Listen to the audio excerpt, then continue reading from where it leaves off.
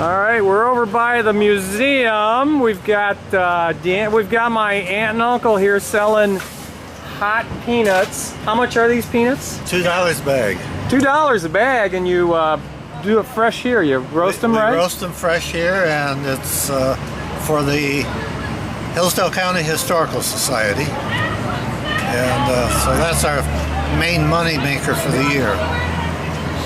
And they've got someone here at the Historical Society who's written a book. Let's see, tell me about this book. Hold it right up there, Monty, right there. There we go.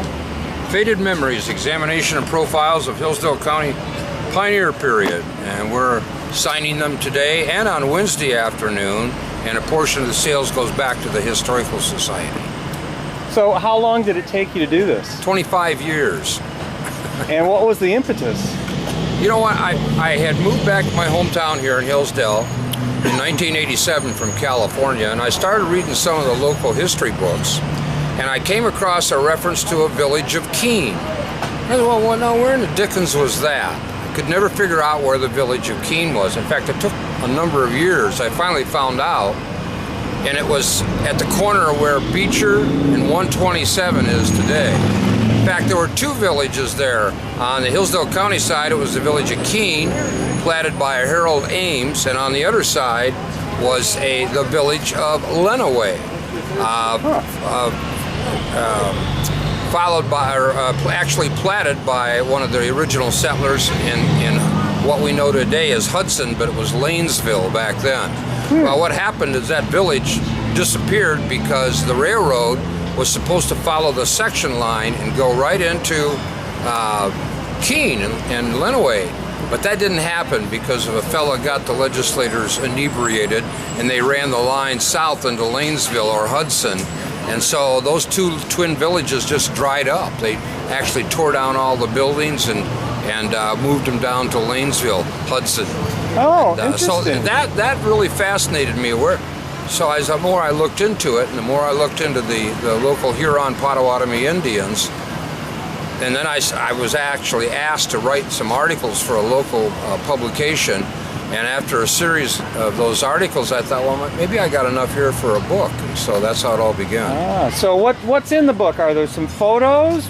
There are a few photos, but mostly it's the chapters. There's 36 chapters, and it looks like even someone with me who needs reading glasses can read it in the bright light without glasses. That's exactly correct. I made the book large and I made the type large so it would be easy to read.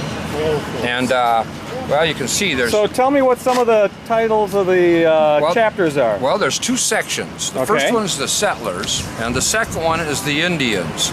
And with the settlers, we talk about the original people who actually, right here on the fairgrounds, they started the village right here, such as Adam Howder and John Potter Cook and Chauncey Washington Ferris.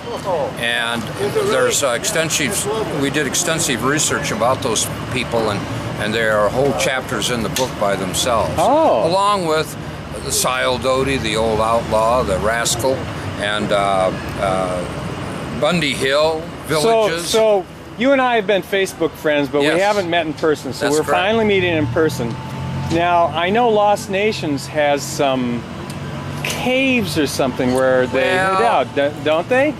Yeah. What I'm saying is, shall we go on a field trip around Hillsdale County? We could do some video, and then that might help you sell some books. Well, we might be able to do that. Actually, the cave in Lost Nations has nothing more than a dent in the ground, basically. And everybody wants to talk about old Sile Doty. That's where he had he didn't really have his horses there. He may have stayed there once or twice while he was running away from the law, because it's parallel to the old Maumee Indian Trail that came from where Toledo is today, and right up through the Indian village at Squawfield and Waldron, eventually through Lost Nations into Hillsdale, and then up to where Allen is today. And so he traveled that route a lot, and knew all the hiding places along that trail. Oh, look, we've got someone getting some peanuts here. 2 bags. How do you like these peanuts? Oh, they're the best here. There you go. I come from way to the other end to get them.